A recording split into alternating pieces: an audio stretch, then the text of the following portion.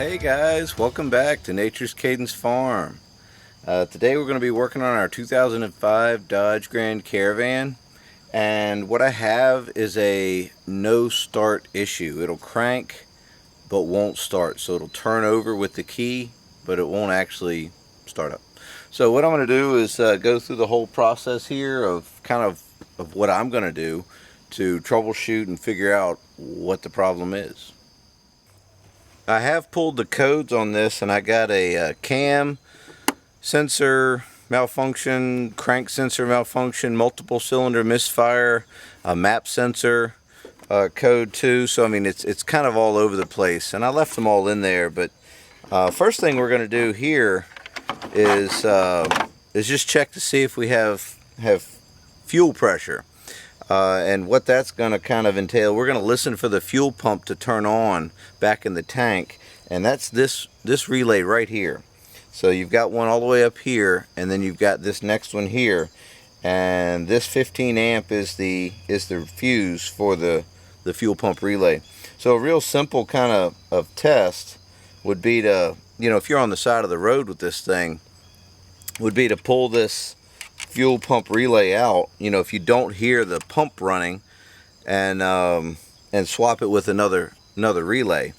But I don't have that problem because my pump is pumping, but we haven't checked fuel pressure yet. But let's just see if we can hear the fuel pump turning on.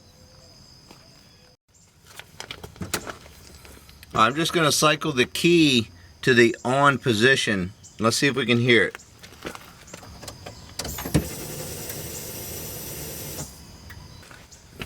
Okay, I heard it turn on, so that's a pretty good start. Let's check something else. Next thing we're going to check is for spark here.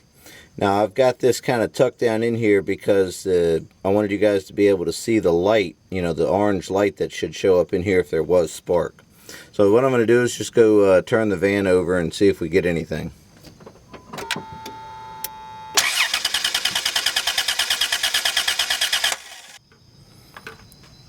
Next thing we're going to check is the voltage and everything going into the ignition coil that's over there.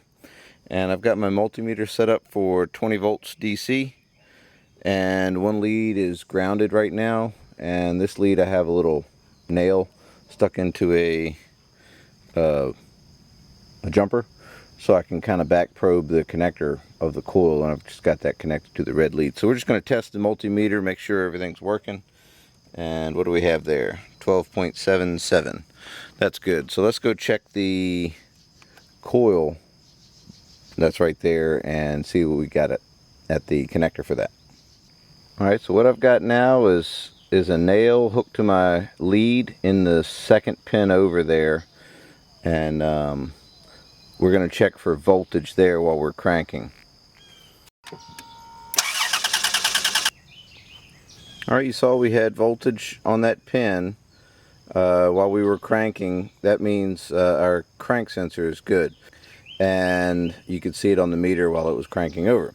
So the next thing we're going to do is check to see if we have any signal wires coming in that would actually be triggering the ignition coil to fire. So I've moved my nail to the next pin this way. And so we'll call that the second pin from that end, and this is now we're on the third pin from that end. So I've got it in there, got our multimeter on. Let's turn it over and see if we're getting any signal from our camshaft position sensor really, but it's coming from the PCM. So let's see if we get any signal there.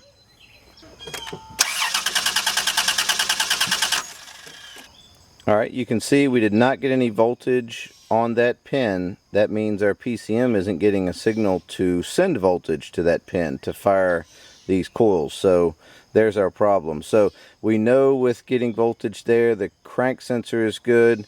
So we don't know if the cam sensor, which is located over here, is any good. So let's go check that. I don't know if you guys can see that, but I've got the back probe here all the way to the right. All the way on this pink wire that goes in here, and that should be my 5-volt reference signal, and I've only got 0.67 volts on here.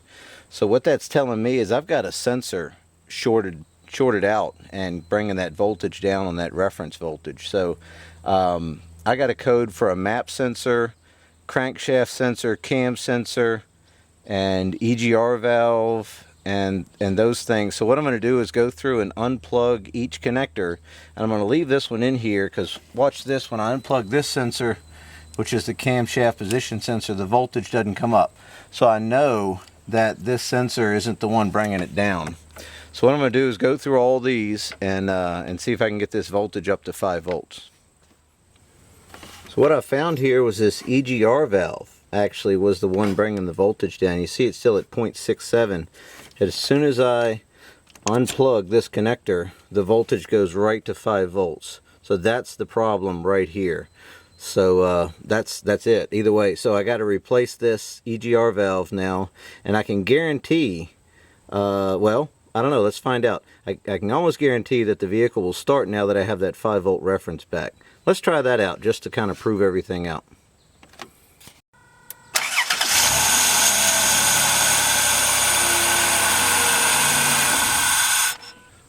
Yeah, that got it. So that EGR valve is bad, and you can see it started right up and I kept my 5 volt reference. So yeah, we're going to swap that out. Well, we've already got the connector undone here. We'll just leave that off. Got two 8mm up here, and I believe these are 10mm, yeah, down here. So looks like we'll be able to get in there and get that out.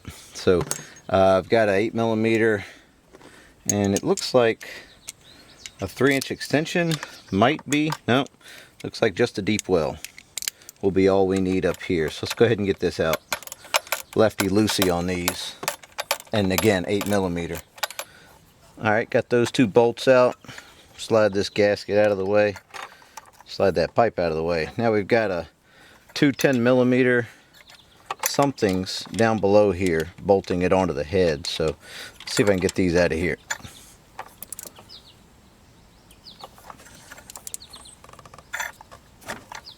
There we go. Alright, got that one. Let's see what we need to get this one off. I've got a regular socket here, standard well, and a 3-inch extension, and looks like that can fish right down in there. Got it.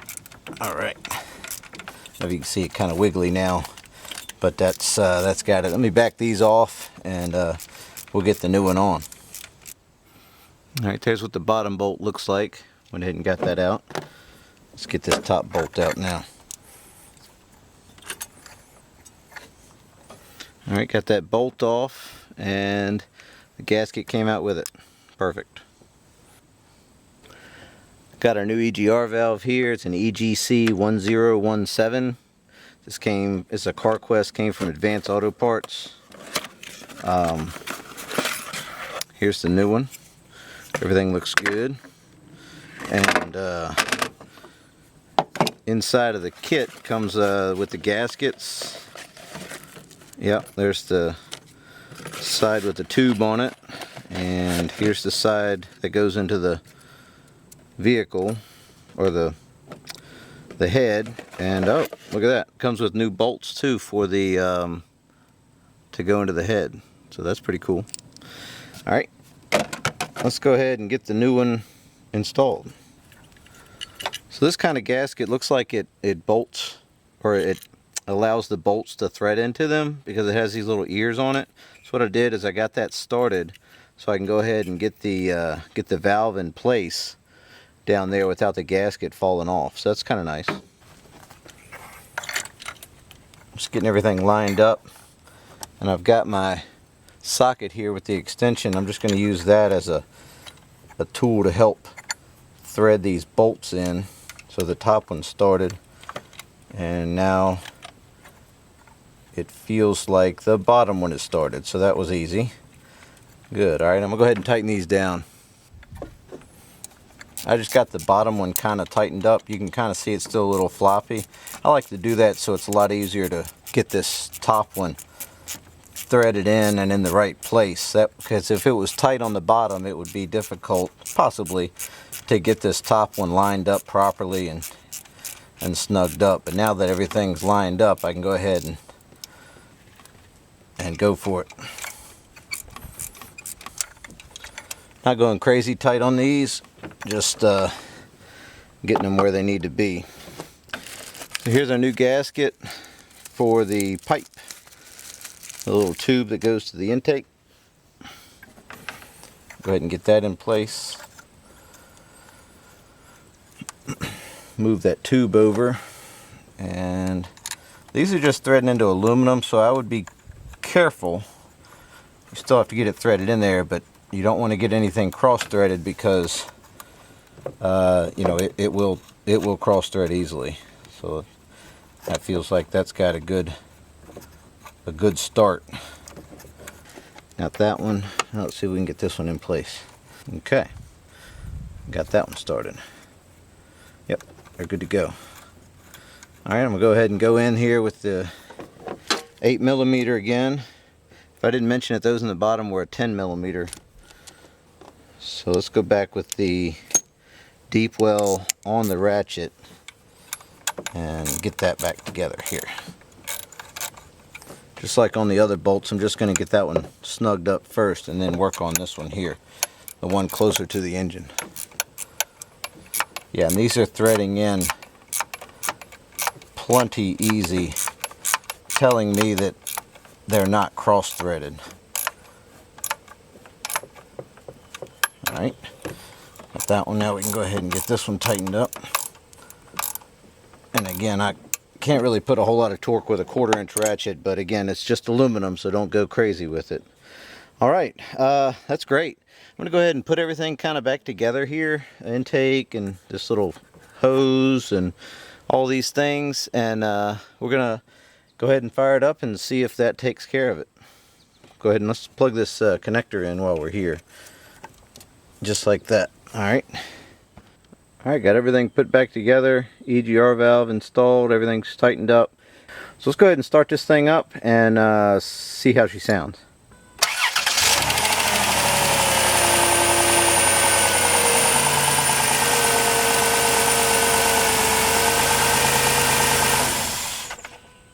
Alright guys, well there you go.